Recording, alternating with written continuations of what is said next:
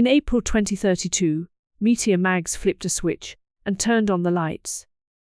Patches ran past her feet. The hangar on Vesta had stood dark and unattended for the better part of 2 years, but not silent. The recently renamed Planetary Broadcasting Network played over the speakers non-stop, powered by the free energy system Mags, installed on her test run in 2030. Mags turned up the volume. Baby kitty. Patches scampered here and there, sometimes stopping to listen and smell the faded traces of once familiar scents, sometimes to carve gouges in the furniture with her indestructible claws. For a moment, the weight of memories overwhelmed Mags.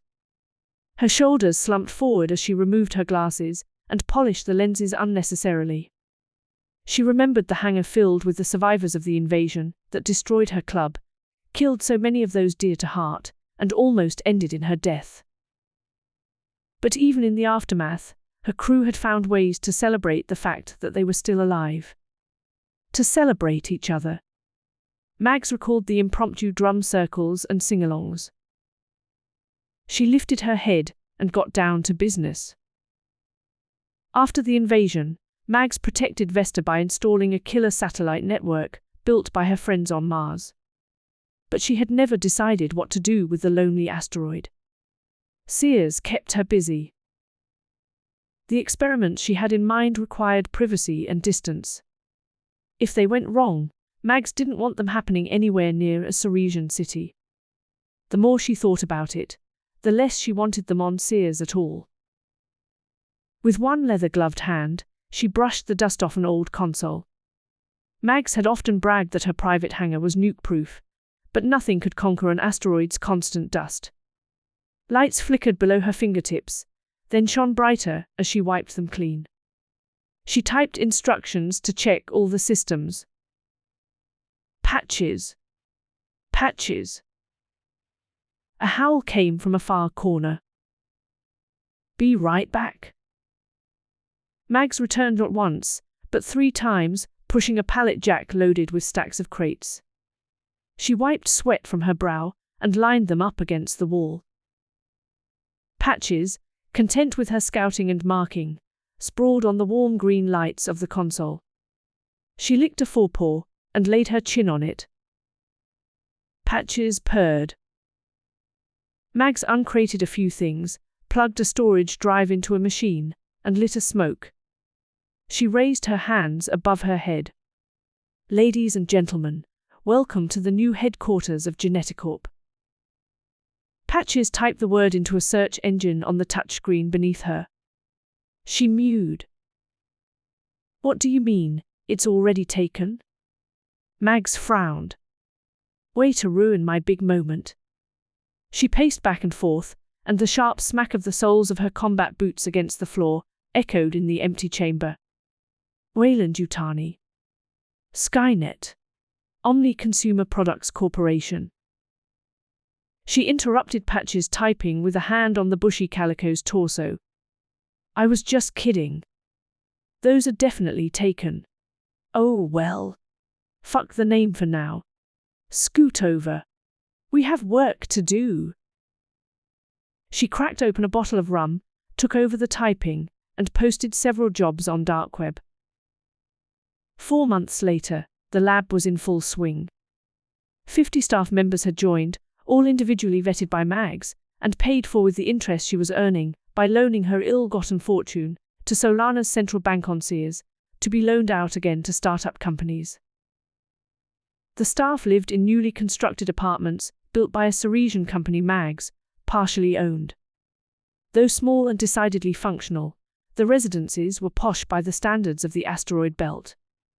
Mags knew the accommodations weren't as much fun as the former club, but they got the job done. Her net worth, by her closest estimation, had ballooned to more than $7 trillion, not counting the value of Vesta itself. Not that she ever filed taxes. That was the least of her crimes.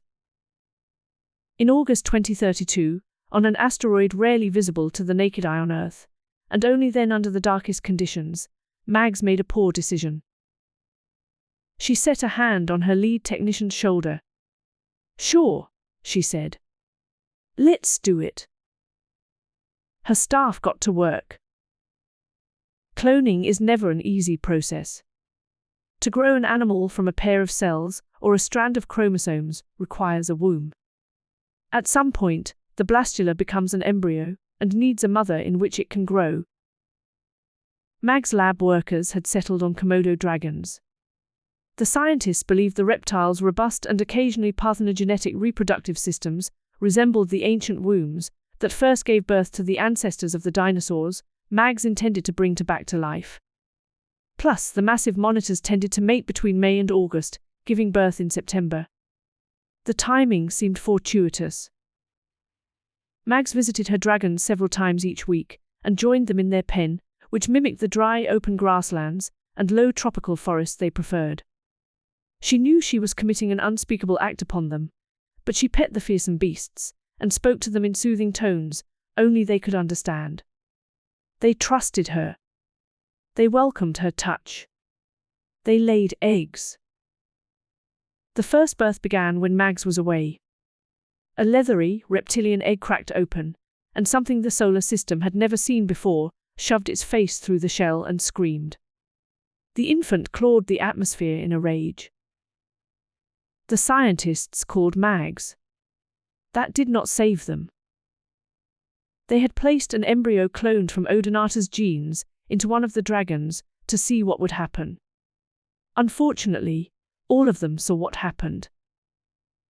Mags set the bullet on the rocky Vestan surface and called out, "Patches." The lazy calico groomed herself. Humans, she had long since decided, had a knack for turning every event into an emergency. Surely there was nothing on Vesta she could not kill. Still, she loved her best friend. She appeared at Mag's feet and loudly mewed while showing her fangs. "About time," said Mags. "Everyone on this rock is apparently dead. Everyone except one malevolent asshole." Patches chattered, as if she had seen a bird through a window. "You and me both. Let's send this motherfucker to hell." Patches rubbed both sides of her face against the smuggler's boots. "All right," said Mags. She pressed a sequence of numbers to open the side hatch on the bullet. "You go first." Most of the Vestan experiments had gone well. Besides fully sequencing the alien genes of the methane-based microbes Mags brought back from Titan, they showed quite a bit of promise for resurrecting Mag's unusual space pets, including her cybernetic mantas and the reptiles she had once abandoned on Earth. Sadly, for the 50 dead members of the laboratory, Mags had underestimated the human cost of bringing one particular alien species back to life. She and Patches encountered a monster who grew out of control with a single-minded focus on destroying everything it encountered. The unnamed clone had been born with 6 limbs. It sprouted more in its personal torment. Eyes spread across its face and sprang into existence up and down its limbs and torso until they defied counting. Spasms racked its body. It dripped with the blood of those it had killed. The flesh it had consumed fueled its growth. Already 1.5 meters tall, it grew with every passing second. Mags introduced it to a spray of .50 caliber hollow point rounds from a Desert Eagle. Like a mosquito in a camping tent, the beast took to the air on a chaotic path and evaded death. Mags shouted, "Patches! Can you take him down?" Borne on 4 diaphanous wings, like a dragonfly, the monster sliced through the air and dive-bombed Patches. But to the cat, it was merely a game. Her claws rebuked his attacks. His violence was met with even greater violence in a white and coffee-colored blur. Mags holstered her pistol. The Benelli shotgun slung over her shoulder flew into her hands. "Go for the wings." Patches launched herself into the air and shredded every part of him she encountered. A whirlwind of destruction, she swarmed over his head and dug her claws into his back. Once she broke his wings, he plummeted to the floor. Patches landed on her feet and pounced on him. She howled her triumph. The nightmare struck out with flailing limbs and sent her sprawling. Mags stepped up with the shotgun and blasted the monster in the face and chest until she ran out of buckshot. The clone's brains and blood and shattered carapace decorated the floor and walls.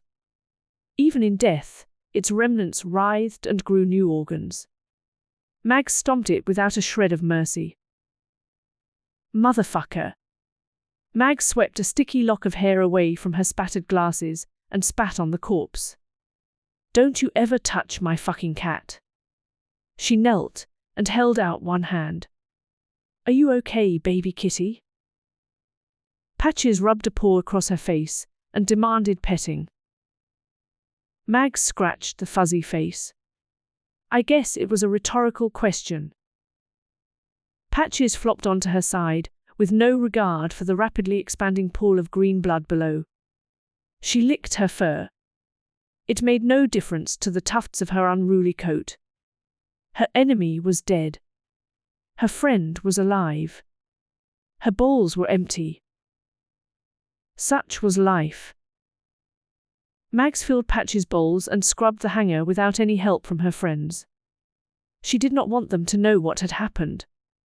After the remains of the alien clone were taken outside and burned to ash on the unforgiving Vestan surface, bleach water destroyed all the errant DNA in the lab. Mags mopped every centimeter of the floor 3 times, wiped down every other surface, swept up broken glass, patched bullet holes, and deleted several terabytes of incriminating audio and video evidence. She collected the bodies of the slaughtered humans and Komodo dragons, stacked them on pallets as best she could, and took them outside for a proper burial, attended only by her and Patches. Through her friend Solana's bank-on series, Mags paid out 50 generous pensions to next of kin, who electronically signed non-disclosure agreements, per the staff's original contracts. The process took 3 days, and she almost ran out of rum. Then she posted some job listings on dark web. 1 month later, Mags' new employees began what they believed to be their first project. Neither Mags nor Patches disabused them of that notion. Using the cells Mags had harvested from the remains of her cybernetic mantas, they created embryos they injected into rays imported from Earth. The scientists supplemented the mother manta's diets with minerals they hoped would support the development of the metallic and electric components that defined Mags' original mantas. The animals grew not from DNA, but from a similar chemical spiral that had replaced one of our mammalian nucleobases. That unfamiliar structure was the blueprint for the clones, and the main problem for the staff was providing raw materials for construction. The mother rays floated at first in narrow glass tubes that rose from floor to ceiling. Mags decided that was unacceptable and ordered the construction of a gigantic tank to hold them all. On more than one occasion, she dove into the tank to have words with them. Those words were not anything another mammal would have understood. But after 3 years of telepathic bonding with an odd assortment of species, from the normal to the mutated, from the cybernetic to the prehistoric, Mags had become adept at talking to more animals than just humans and cats. She swam and cursed and conversed like a space-age Dr. Dolittle, with a penchant for profanity. The rays understood. They spoke to her about their lives in Earth's oceans, gossiped about their simple-minded yet effective cousins the sharks, and spun poetry about what it was like to be a beast made of wings and cartilage. They told her secrets no mammal had ever heard, oceanic mysteries much older than humanity. They whispered legends mantas had passed down to their children since unrecorded eons, and the meaning their species had found below the surface of the seas.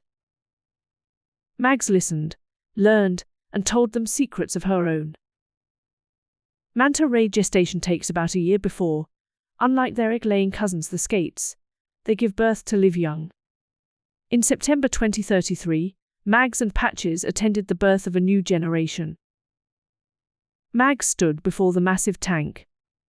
Mantas swam in oddly geometric patterns that conveyed meanings to her, but not to her staff. She would explain later. Some of the mother mantas possessed wingspans greater than 3 meters, but their newborn pups were much smaller.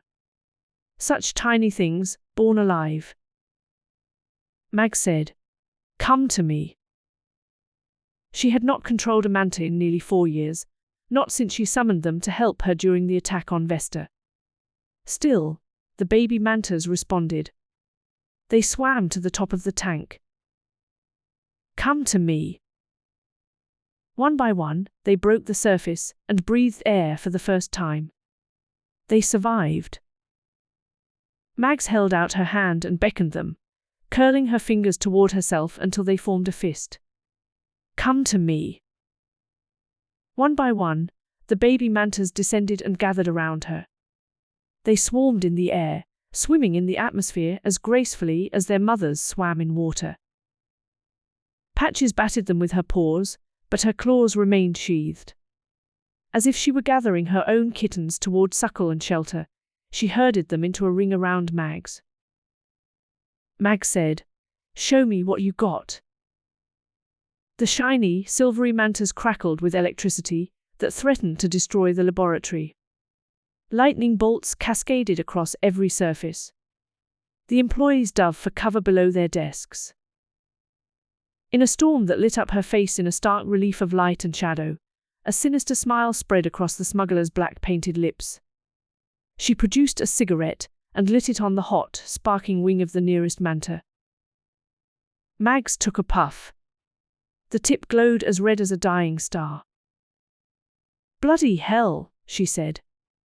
"It's good to see you again." Her mantas agreed. "Earth," said Mags.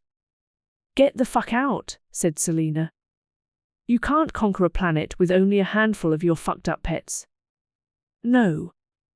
Mags stretched out on the bed and crossed her arms behind her head. "Watch me." Selena brushed her hair in a mirror and thought about that. "You do realize it's just you against 13 billion people." 14.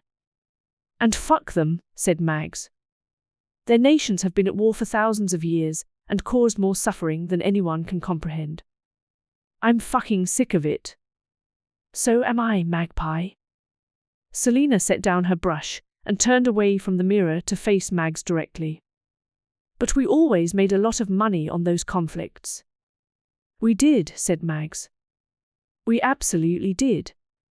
She lit a stolen cigarette. "But now, we can end it."